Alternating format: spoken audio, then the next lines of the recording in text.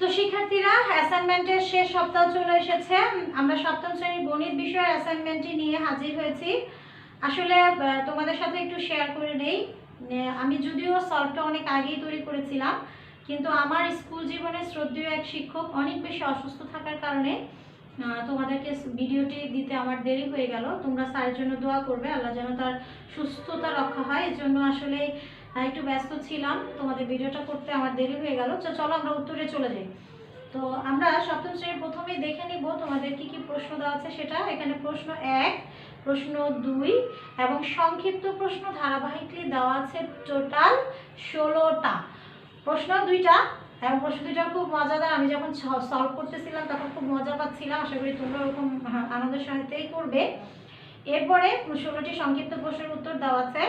তো এখানে দেখো প্রথম যে প্রশ্নটা সেটা হচ্ছে তোমার গণিত বইয়ের দৈর্ঘ্যের 1/4, প্রস্থের 1/3 এবং তোমার কলমের দৈর্ঘ্যের অর্ধাংশ পরিমাপ করে প্রাপ্ত তথ্যগুলো ব্যবহার করে কি করবে, প্রশ্নগুলোর উত্তর তুমি লেখো। তো এখন শিক্ষার্থীরা আমরা উত্তরে চলে যাই। আগে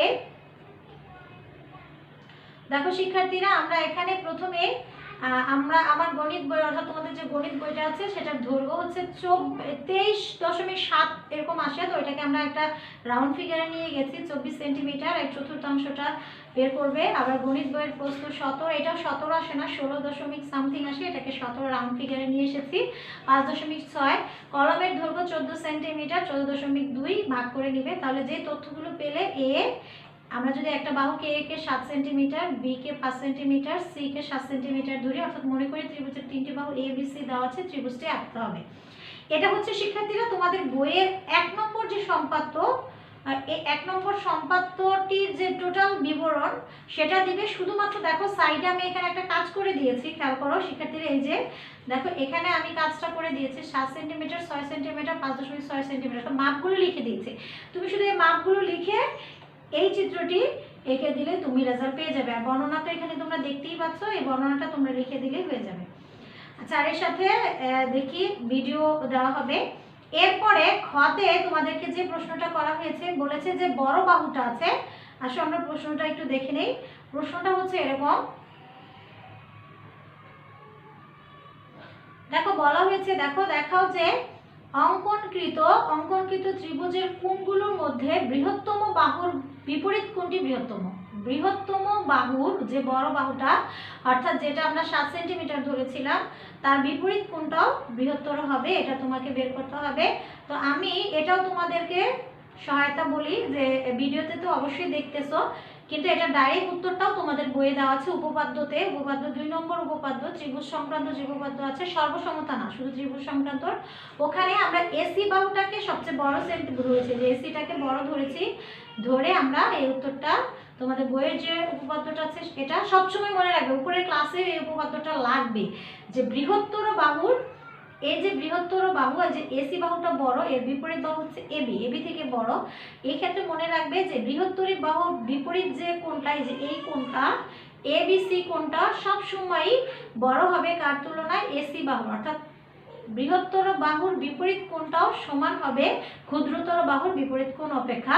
এটা তোমার ক্লাস 9-10 এ গেলে এই এই এই শর্তের আলোকে দেখা যাবে অনেকগুলো উপপাদ্য তোমাকে প্রমাণ করতে হতে পারে। তো এই জন্য আমি অনেক কথা না বাড়িয়ে তোমাদের বলছি যে এটা এখানে তোমরা এখান থেকে খুঁজে পাবে। তো এটা তোমরা বইও মার্চের বন্ধ লকডাউন করার আগে তোমরা এই সলভটা শিখেছো, সেখান থেকে তোমরা এটা করে নিতে পারবে। আচ্ছা, তাহলে এখানে কি প্রথমে ত্রিভুজ এ বি ডি নিবে, তার আগে একটা কাজ করবে, এসি থেকে তুমি হচ্ছে তোমার এবি বাহুর সমান করে কেটে নিবে। আবারও বলছি শিক্ষার্থীরা, তুমি প্রথমে তোমার যে কাজটা, সে কাজটা হচ্ছে তোমার এখানে কি করেছি আমি, এসি থেকে এবি সমান করে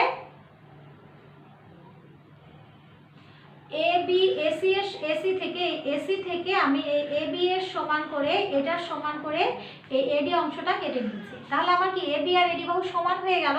এখন সমান বাহু সমান হলে সমদ্বিবাহু ত্রিভুজের যখন বাহুগুলো সমান হয় তখন কোণগুলো সমান হয়। তাহলে এ বি ডি, এই যে এ বি ডি এইটুকু, আর এখানে তোমার হচ্ছে এডিবি এইটুকু সমান হবে। এই ক্ষেত্রে দেখো এই বি সি ডি এই ত্রিভুজটার ক্ষেত্রে আমার এই কোণটা কিন্তু বহিস্থ, বাইরের দিকে আছে। এখন এই ক্ষেত্রে আবার কিন্তু আরেকটা প্রমাণ আছে। সেই প্রমাণটা কি, এই যে ত্রিভুজের যে বহিস্থ যে কোণটা থাকে, এই বহিস্থ কোণটা তোমার কি হয়, বহিস্থ কোণটা অল টাইম তার বিপরীত অন্তঃস্থ কোণ দ্বয়ের সমষ্টির সমান। অর্থাৎ আবারও বলছি শিক্ষার্থীরা, আবারও খেয়াল করো, বহিস্থ কোণ সবসময় কি হয় শিক্ষার্থীরা, তার এই বহিস্থ এই কোণটা সবসময় তার বিপরীত অন্তঃস্থ, অর্থাৎ এই কোণটা এই ডিবিসি আর এইদিকে আছে হচ্ছে আমাদের বিসিডি, এটার তুলনায় কি হবে, দুইটার সমষ্টির সমান হবে। অর্থাৎ বিপরীত বহিস্থ কোণ তার বিপরীত অন্তঃস্থ কোণের চেয়ে বড়। তাহলে সেটা আমি ধরে নিলাম এডিবি বিসিডি। ঠিক একইভাবে তাহলে কি হবে, ABD is greater than BCD, তাহলে ABD is greater than ACB. এরপরে তুমি এখানে লিখবা ABC is greater than ABD, ABC is greater than ACB, আমাদের প্রমাণ হয়ে গেল। এরপরে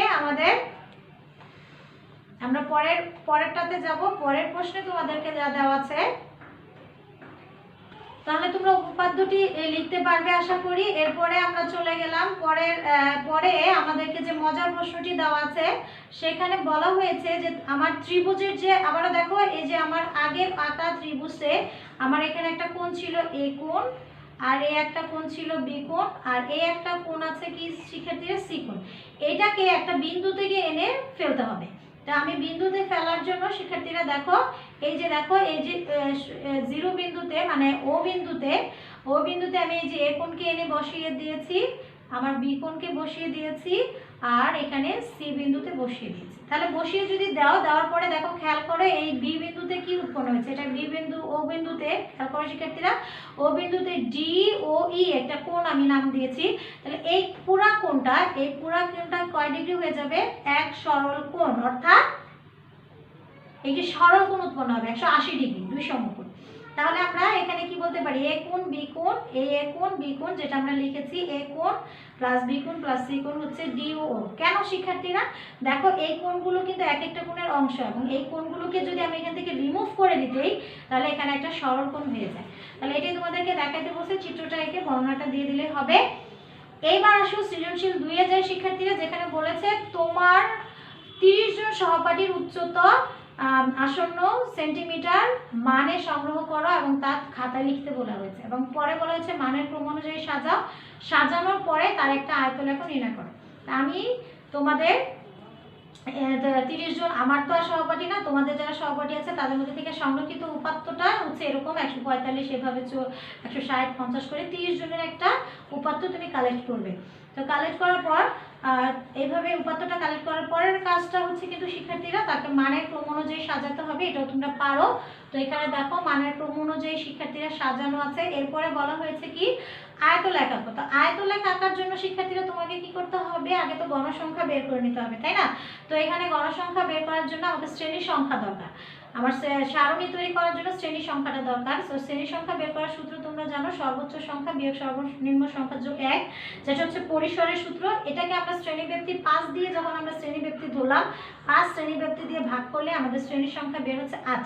এরপর আমি শ্রেণীব্যাপ্তি 141 থেকে শুরু করেছি, 5-এর ব্যবধানে শ্রেণীব্যাপ্তি অবিচ্ছিন্ন শ্রেণীসীমা বের করে, গণসংখ্যা বের করে আমি এইভাবে তোমাদেরকে গ্রাফটা এঁকে দিয়েছি। এখানে আমাদের এক্স অক্ষ, এটা হচ্ছে আমাদের ওয়াই অক্ষ বরাবর আমি দিয়েছি হচ্ছে গণসংখ্যা, আর এখানে এক্স অক্ষ বরাবর আমি দিয়েছি হচ্ছে তোমাদের ক্রমান্বয়ে হচ্ছে তোমাদের শ্রেণীব্যাপ্তি। তো শ্রেণীব্যাপ্তি তুমি লেখায় স্টার্ট করবা হচ্ছে এখান থেকে, অর্থাৎ 140.5 থেকে। শিক্ষার্থীরা 140 থেকে 5 এটা তুমি লিখবে, আর শেষ করবে কোথায় যে শিক্ষার্থীরা 5 ঘর পর পর লিখবে 180.5, 5 ঘর লিখে শেষ করবে। যে দেখো 5 ঘর এখানে, এই যে এখানে এই 5 ঘরের এখানে তুমি লিখবা হচ্ছে 140, এটা এখানে লিখবা হচ্ছে 140.5, আর এই লেখাটায়, এই লাস্টের এই লেখাটায় এখানে আসবে, অর্থাৎ 180.5। আশা করি শিক্ষার্থীরা তোমরা এটা খুব সহজেই পারবে। তো হয়ে গেল তোমাদের আয়ত লেখা। এরপরে রয়েছে বিশাল তোমাদের প্রশ্নের উত্তর, সেটা কি শিক্ষার্থীরা 16টা সংক্ষিপ্ত প্রশ্নের উত্তর তোমাকে দিতে হবে। তো 16টা সংক্ষিপ্ত প্রশ্নের উত্তর তোমরা একটা কাজ অবশ্যই করবা, যেটা টিচাররা আমরা তোমাদের কাছ থেকে একটু সুন্দর অ্যাসাইনমেন্টের জন্য চাই, সেটা হচ্ছে প্রশ্ন লিখে লিখে উত্তর লিখবে, এতে শিক্ষার্থীরা তোমাদের জন্য পজিটিভ, স্যাররাও খুশি হবে। দেখো পি মাইনাস প্লাস 6 এর বর্গ, তাহলে মাইনাস পি হচ্ছে এখানে এ আর প্লাস 6 হচ্ছে এখানে তোমার বি, তাহলে সূত্র হবে এ মাইনাস বি, তাহলে মাইনাস পির উপরে whole square plus 2 into minus p 6, 6 এর উপরে বর্গ, রেজাল্ট আসবে p square minus 12 p plus 36, p plus q is equal to 7, p minus q is equal to 3 হলে 2 into p square plus q square, এখানে 2 into a plus b whole স্কোয়ারের সূত্রটা তুমি লিখবে এখানে, এই যে এখানে এটা 2 into a square plus b স্কোয়ারের সূত্রটা লিখবে, এই যে সূত্র লিখে দিলাম p plus q plus a plus b whole square, তার মানে p plus q whole square plus a minus b, a মাইনাসের জায়গায় পি মাইনাস কিউ, এখানে p is represented of a এবং b is represented to b কে represent করতে হচ্ছে, Q represent করতেছে হচ্ছে বি কে। তাহলে মান বসা দিলে 7 এর উপরে বর্গ 7 7 দিনের বর্গ 9, যোগ করলে 58। চলে গেলাম আমরা পরের প্রশ্নে, এখানে পরের প্রশ্নে 3a square b c 5a a b square d a q c d square লসাগু বের করতে বলা হচ্ছে। লসাগু মানে হচ্ছে সবগুলো আসবে, কমন ইনটু আনকমন। তাহলে দেখো এখানে 3, এই 3, এখানে 5 আর এখানে কোনো সংখ্যা নেই, তাহলে 3 আর 5 এ কিউ, আর এখানে দেখো সর্বাধিক এর পাওয়ার আছে কিউ এ কিউ, তাহলে এখানে এ কিউ বি আসবে, এখানে বি এর সবচেয়ে পাওয়ার হচ্ছে স্কয়ার, তাহলে b square c d square. তাহলে আমাদের রেজাল্টটা শিক্ষার্থীরা কি দাঁড়াচ্ছে, রেজাল্ট দাঁড়াচ্ছে হচ্ছে 15 শিক্ষার্থীরা রেজাল্টটা দাঁড়াবে হচ্ছে, শিক্ষার্থীরা তাহলে আমাদের রেজাল্টটা দাঁড়াচ্ছে 15 a square 3 b square c d square. এরপরে 4 এ দেখো 4 নম্বরে তোমার x cube minus 25x x square plus 2x minus 15, এই দুইটি বীজগণিত রাশি দিয়ে গসাগু বের করতে বলা হয়েছে।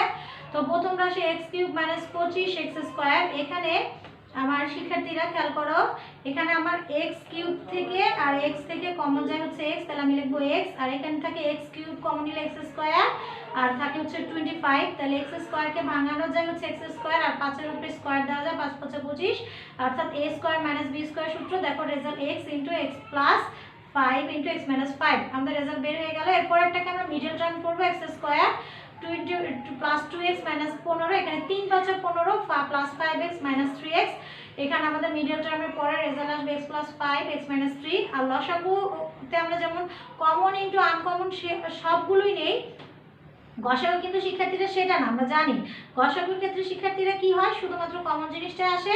তো এখানে আমাদের দুইটা রাশিতে কমন কি শিক্ষার্থীরা, কমন হচ্ছে আমাদের x প্লাস 5 হচ্ছে আমাদের কমন। শিক্ষার্থীরা আবারও দেখো এখানে x প্লাস 5 আর এখানে x প্লাস 5 হচ্ছে কমন, এই যে এখানে এই দুইটাতে x প্লাস 5, যে কারণে আমাদের গসাগু এসে দাঁড়িয়েছে x প্লাস 5। আশা করি তোমরা পারবে।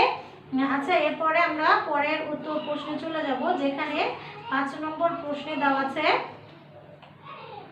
5 নম্বর প্রশ্নের ক্ষেত্রে দেওয়া আছে শিক্ষার্থীরা, আমরা 5 নম্বর পরের স্লাইডে যাই। তো 5 নম্বর প্রশ্নের ক্ষেত্রে দেওয়া আছে a - 3 whole square minus 2 a - 3 a + 3 a + 3 whole square সরল মান বের করতে। এখানে আমি ডাইরেক্টলি করে ফেলেছি। এখানে খেয়াল করো, এই যে আমাদের a - 3, এটাকে আমরা মনে মনে a ধরব, a আর 2, তাহলে এটা হচ্ছে আমাদের a আর এটা হচ্ছে আমাদের b আর এটা হচ্ছে আমাদের b। এখানে কি আছে, সূত্রে 2 আছে, তাহলে আর এখানে আছে স্কয়ার। তাহলে আমাদের কি সূত্র দাঁড়ালো শিক্ষার্থীরা, খেয়াল করো, a square minus 2ab plus b square. তাহলে আমি সূত্রে কি লিখি, a - b হোল স্কয়ার লিখি না শিক্ষার্থীরা? হ্যাঁ, এখানেও a - b হোল স্কয়ার লিখে দিবে, তাহলে তোমার রেজাল্টটা হয়ে যাবে a - b হোল স্কয়ারের সূত্র অনুযায়ী a - 3, তারপরে লিখবে হচ্ছে তুমি a প্লাস b, লিখে দিলেই তোমার রেজাল্টটা বের হয়ে গেল। রেজাল্ট বের হয়ে গেলে এখানে দেখো, খেয়াল করো শিক্ষার্থীরা, a - 3 a মাইনাস দিয়ে এখানে গুণ করে মাইনাস a - 3 a আর a, এখানে এই দুইটা এখানে প্লাস আর মাইনাসের কাটা, তাহলে এখানে -3 আর -3 গুণ করলে যোগ করলে হয় -6, রেজাল্ট আসে হচ্ছে -6।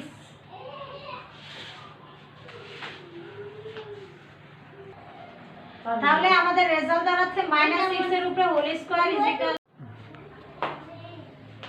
তো শিক্ষার্থীরা আমরা 6 নম্বর প্রশ্নে দেখতে পাচ্ছি 49x² + y² সাথে কত যোগ করলে যোগফল পূর্ণবর্গ হবে। এটা পূর্ণবর্গ সংখ্যা না, তো এর সাথে আমরা যোগ করলাম হচ্ছে +28xy। আমরা যদি এটা যোগ করি তাহলে এটা যোগ করলে আমরা দেখা যায় এটা একটা পূর্ণবর্গ সংখ্যা হয়। তাহলে এর সাথে আমাদের কত যোগ করতে হবে? যখন আমরা যদি +2xy যোগ করি তাহলে এটা কি হয় শিক্ষার্থীরা? a + b হোল স্কয়ার সূত্র হয়ে যায়, তাহলে এটা পূর্ণবর্গ সংখ্যা হয়ে যাবে। তাহলে 28xy যোগ করলে আমাদের রেজাল্ট চলে আসবে। 7 নম্বরে দেখো এই অঙ্কটা এভাবে না করে তুমি যদি এই জায়গাটাতে তুমি এখানে মাইনাস লিখে এখানে -7x + 2y² দাও তাহলে একটা কিন্তু সমস্যা থেকে যায়, এখানে তুমি মূল সংখ্যাটা পাচ্ছ না। এই কারণে আমি এটা এভাবে দেখিয়েছি। অনেক ভিডিওতে আমি হয়তোবা তোমরা খেয়াল করে দেখলে দেখতে পাবে এখানে +49 না দিয়ে এখানে -2y², ঠিক আছে, সেটা পূর্ণ সংখ্যা হয় কিন্তু সেটা কিন্তু মূল অঙ্কের সাথে মিল থাকে না, এটা একটু খেয়াল করো। আচ্ছা, এরপরে x² - 4x ওইভাবেও হবে, ওনারা যেহেতু করেছে অবশ্যই বিজ্ঞ, তারপরে আমি বলবো আমার মনে হয় এটাই ভালো। x² - 4xy - 9z² + 4a² এর একটি উৎপাদক, এটা হলে আরেকটা কত? তাহলে আগে তুমি পুরো উৎপাদকটা আগে করবে, করার পরে আমি এটা দেখো উৎপাদক করার জন্য x² - 4xy - 9z কে আমরা সাইডে নিয়ে যাব, এখানে +4a², এইটুকুকে আমি নিয়ে আসবো a - b হোল স্কয়ার সূত্র, আর ওটাকে a + b হোল স্কয়ার দিব, তাহলে এটা সূত্র হবে a² - b² সূত্র a + b * a - b। অপর উৎপাদক x - 2y 3z, তাহলে আমরা অপর উৎপাদক পেয়ে গেলাম। এরপরে প্রশ্নে চলে যাই, অনেকগুলো প্রশ্ন, আসলে অনেক বড় উত্তর। 8 নম্বর নিচের কোনগুলো সঠিক? তো সঠিক হওয়ার ক্ষেত্রে আমরা দেখব 1 আর 2 নম্বর সঠিক, 3 নম্বর সঠিক নয়। কেন সঠিক নয় ব্যাখ্যাটা দেখো। 2x প্লাস এখানে দেওয়া আছে 2x + 3y 2x - 3y, এটা আমরা a² - b² সূত্র নিই, তাহলে 2x² 4x² 3y এর উপরে হোল স্কয়ার 9x², যেটা রাইট হ্যান্ড সাইডে আছে, তাহলে এটা সত্য। আর 2 নং এর লেফট হ্যান্ড সাইডে ½ * m - n² + m + n whole square, ওই যে আমরা 2ab যে সূত্রটা পেয়েছিলাম এটা কিন্তু সেটাই, তাহলে সূত্র হচ্ছে 2 * a² + b² 2 2 কাটা, এখানে m + n² right hand side.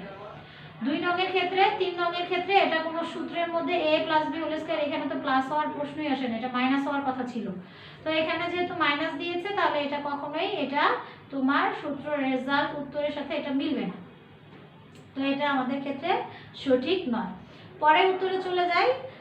এই যে দেখো এখানে করা আছে পুরোটা। 9 নম্বর বলছে x - y² = 29 হলে x + y² এর মান কত? এটা নিয়ে আমি অনেক চিন্তা ভাবনা করেছি এবং শেষ পর্যন্ত আমার যেটা মনে হয়েছে যে এখানে এই অবস্থাটা রেখে দেওয়া ছাড়া আমাদের আর কোনো উপায় নেই, অর্থাৎ x - y² এর সূত্র করবা -4xy = 29, এই -4xy এই পাশে চলে আসবে প্লাস হয়ে, তাহলে এই পর্যন্তই থাকবে এটার উত্তর। এটা ছাড়া আর কোনো ওয়ে এখানে আপাতত আমাদের কাছে নেই, হয়তো বা এখানে এভাবেই চাওয়া হয়েছে বলে এভাবেই রাখতে হচ্ছে আমাদের, অথবা এখানে কোনো পিন মিস্টেক থাকতে পারে, আমরা বলতে পারছি না এখানে আসলে কি হয়েছে। আচ্ছা, এরপরে আমরা চলে যাব হচ্ছে পরের স্লাইডে, যেখানে আমাদের 10 নম্বর প্রশ্নের উত্তরে x² + 5x - 6 এর উৎপাদক বিশ্লেষণ করেছে। এখানে মিডল টার্ম করবে, 6 কে ভাঙাবে, 6 × 6, 6 থেকে 5 থাকে, x * x + 6 - 1x + 6 করে ফেলবে, হয়ে যাবে x। 11 নম্বরকে x - -x3 = 10, প্রথমে এই যে 5 দিয়ে এই 5 এই 10 দিয়ে ভাগ করবা, তাহলে 5 দুগুণে 10, আর এই -3 কে এই পাশে প্লাস করে নিয়ে আসবে, 5 এর 3 5। তো সমীকরণে x এর মানটি হচ্ছে মূলত আমার রেজাল্ট, তাহলে আমরা x এর মান দিয়ে আমরা পেয়ে গেলাম সমীকরণটার মূল হচ্ছে আমাদের 5। পরে আমরা চলে যাই পরের ক্ষেত্রে, এখানে 11 নম্বর 12 নম্বরে দেখো দেওয়া আছে কোন বিধি অনুযায়ী 2x + 3 7x - 4 কে 2x + 5 2x + 3 তে লেখা যায়। এটা হচ্ছে এক লাইনের উত্তর, প্রতিসাম্য বিধি অনুযায়ী অনুরূপে এটা লেখা যায়, অর্থাৎ প্রতিসাম্য অনুযায়ী আমরা এই লেফট সাইডকে রাইট সাইডে আর রাইট সাইডকে লেফট সাইডে নিতে পারি। এরপরে x - 3, যেহেতু এটা -3 আছে, x এর মান মনে রাখবা, আমি এখানে একটু অক্ষ এঁকে দেখাই, এই যে অক্ষ, এখানে x প্লাস এখানে y ও প্লাস, এখানে x মাইনাস আর y হচ্ছে প্লাস, এই ক্ষেত্রে এখানে x মাইনাস ওয়াইও মাইনাস, আর এখানে এক্স মাইনাস, এক্স হচ্ছে প্লাস আর ওয়াই হচ্ছে মাইনাস। তাহলে দেখো এটার সাথে মিল রেখে যেখানে এটা কি আছে শিক্ষার্থীরা, এক্স মাইনাস, আর ওয়াই কি আছে, এক্স, ওয়াই আছে প্লাস। তাহলে আমাদের এটা কোন ভাগে পড়ে চলে আসলে বিন্দুটি, এটা হচ্ছে আমাদের এক্স এর মান মাইনাস ওয়াই এর মান। তাহলে বিন্দুটি কোন চতুর্ভাগে পড়ে শিক্ষার্থীরা, তো -3 × 3 বিন্দুটি কোন চতুর্ভাগে শিক্ষার্থীরা, এখানে চতুর্ভাগ দ্বিতীয় চতুর্ভাগে এটা অবস্থিত হবে। তো আমরা তারপরে উত্তরে চলে যাই শিক্ষার্থীরা। 4 নম্বর প্রশ্নের উত্তর, কোন বিন্দুর ভুজের মান 0 হলে এটা কোথায় হবে, ওয়াই অক্ষে হবে। কোন সংখ্যা থেকে -6 বিয়োগ করলে বিয়োগফল 12 হয়। আসলে তোমাদেরকে আমি স্লাইডের শুরুতেই বলেছিলাম আমার যে একজন শিক্ষক অসুস্থ, উনি গণিতের শিক্ষক ছিলেন। তো আমি আসলেই যখন গণিতগুলো সলভ করছিলাম ওনার কথা খুব মনে করছিলাম, এবং বিষণ্ণতাবশত হয়তো বা ভিডিওতে কোনো মিস্টেক হতে পারে, তোমরা ক্ষমা সুন্দর দৃষ্টিতে দেখবে। আচ্ছা, এরপরে আমি আবারও বলতেছি, কোনো বিন্দুর ভুজের মান 0 হলে বিন্দুটি ওয়াই অক্ষের উপর অবস্থিত থাকবে। 5 নম্বর, কোনো সংখ্যা থেকে -6 বিয়োগ করলে বিয়োগফল 12 হয়। সংখ্যাটি ধরবা 6, এখান থেকে বিয়োগ করতে বলছে -6, তাহলে বিয়োগ করলে -6। এখানে দেখো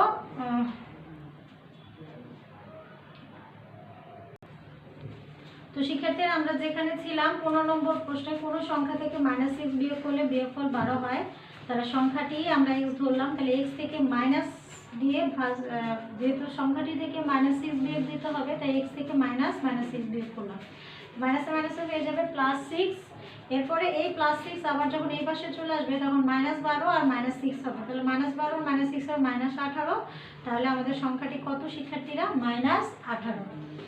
16 নম্বর প্রশ্ন বলছে কোন সংখ্যার 1/4, তার মানে x/4। আমরা যে সংখ্যাটিকে x ধরি, তাহলে আমরা যদি সংখ্যাটিকে x ধরি সেই ক্ষেত্রে আমাদের 1/4 হতে হবে x/4।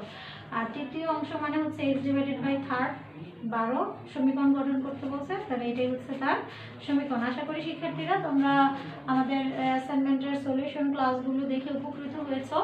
তো আমাদের সাথে থাকো, আমরা ইনশাআল্লাহ ক্লাস 7 এর কিছু জটিল বিষয়ক অঙ্ক নিয়ে তোমাদের সামনে আবার হাজির হব। এই আশা ব্যক্ত করে বিদায় নিচ্ছি আমি। ধন্যবাদ।